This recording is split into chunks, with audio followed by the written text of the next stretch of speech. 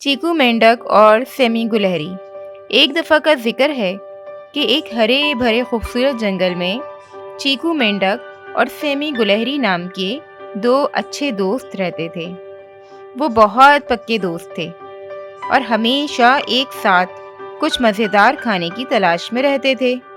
ایک صبح جب وہ جنگل میں اچھل کود کر رہے تھے تو ان کی نظر رنگ برنگے پھولوں، رسیلے پھلوں اور اونچے پیڑوں سے بھرے ایک خوبصورت باغیچے پر پڑی۔ باغیچے کی دیکھ بھال احمد نام کے ایک بہت رحم دل بزرگ مالی کرتے تھے، جو ہمیشہ بہت اچھی مسکراہٹ کے ساتھ ان کا استقبال کرتے تھے۔ لیکن آج احمد صاحب نے ان کی طرف دھیان ہی نہیں دیا۔ انہوں نے دیکھا کہ احمد صاحب بہت اداس دکھ رہے تھے۔ ان کے کندھے جھکے ہوئے تھے اور ان کی آنکھیں آنسوؤں سے بھری ہوئی تھیں۔ چیکو خود کو یہ دیکھ کر روک نہیں پایا اور اس نے پوچھا، کیا ہوا احمد صاحب؟ اس کی آنکھیں فکر سے بھری ہوئی تھیں۔ احمد صاحب نے آہ بھرتے ہوئے کہا، میرے پیارے دوستو، میں آنے والے موسم کے لیے سبھی پھلوں اور سبزیوں کو اکٹھا کرنے کی کوشش کر رہا ہوں، لیکن میں اونچے پیڑ کی شاخوں تک نہیں پہنچ پا رہا۔ وہاں بہت رسدار اور مزیدار پھل لگے ہوئے ہیں، لیکن مجھے ڈر ہے کہ میں اتنی اونچائی پر چڑھنے کے لیے بہت بوڑھا ہو گیا ہوں۔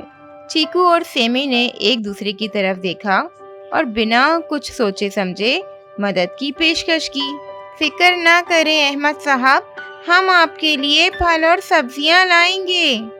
اور یہ کہہ کر چیکو نے اپنے دوسرے دوستوں کو بھی جمع کیا۔ ٹیم ورک کے ساتھ چیکو نے نیچے رک کر پھل جمع کرنے کا فیصلہ کیا اور سیمی نے جلدی سے پیڑ پر چڑھ کر پھلوں کو نیچے پھینکنا شروع کیا۔ کچھ ہی دیر میں انہوں نے کافی سارے پھل جمع کر لیے۔ ان کی سخت محنت رنگ لائی اور یہ سب دیکھ کر مسٹر احمد بہت خوش ہو گئے۔ ان کی آنکھیں خوشی سے چمک اٹھیں اور انہوں نے کہا، تم دونوں سچ مچ بہت اچھے ہو۔ تم دونوں نے نہ صرف میری مدد کی ہے بلکہ مجھے یہ بھی سکھایا ہے کہ جب بھی آپ کو ضرورت ہوتی ہے سچے دوست ہمیشہ آپ کے ساتھ ہوتے ہیں۔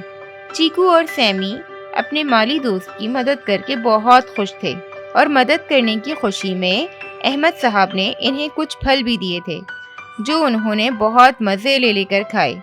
کچھ ہی دیر میں شام ہو گئی۔ چیکو اور سیمی بہت تھکے ہوئے تھے، اس لیے وہ اپنے گھر چلے گئے۔ انہوں نے نہ صرف دوسروں کی مدد کرنے کا جذبہ سیکھا بلکہ دوستی اور ٹیم ورک میں کام کرنے کے فوائد بھی جانے۔ وہ جانتے تھے کہ ضرورت مندوں کی مدد کر کے وہ دنیا کو ایک بہتر جگہ بنا سکتے ہیں۔ اگلے دن جنگل خوشیوں سے گونج اٹھا۔ چیکو اور سیمی کی کڑی محنت اور رحمدلی کی بدولت مسٹر احمد کا باغیچہ بہت مشہور ہو گیا تھا، اور مسٹر احمد آج کسی اسٹار سے کم نہیں لگ رہے تھے۔ سب لوگ ایک ساتھ ناچ رہے تھے، گا رہے تھے اور جشن منا رہے تھے، اور تمام لوگوں نے چیکو مینڈک اور سیمی گلہری سے دوستی میں ایک دوسرے کی مدد کرنا سیکھا تھا۔ چیکو مینڈک اور سیمی گلہری کی کہانی جنگل میں ایک پسندیدہ کہانی بن گئی، اور سبھی بچوں نے اس کہانی سے یہ سیکھا کہ دوسروں کی مدد کرنا زندگی کی سب سے بہترین خوشی ہے۔ چیکو اور سیمی نے یہ بھی سکھایا کہ ہمارے قد سے کوئی فرق نہیں پڑتا، کہ اگر ہم ساتھ مل کر کام کریں، سب سے چھوٹے ہو کر بھی سب سے بڑی تبدیلی لا سکتے ہیں۔ اس کہانی سے ہمیں یہ سبق ملتا ہے کہ ہمیں اپنے قد سے اپنی قابلیت کا اندازہ نہیں لگانا چاہیے۔ اگر ہم کرنا چاہیں تو چھوٹے ہو کر بھی دنیا میں بہت کچھ اچھا کر سکتے ہیں اور دنیا کو سب کے لیے ایک بہتر جگہ بنا سکتے ہیں۔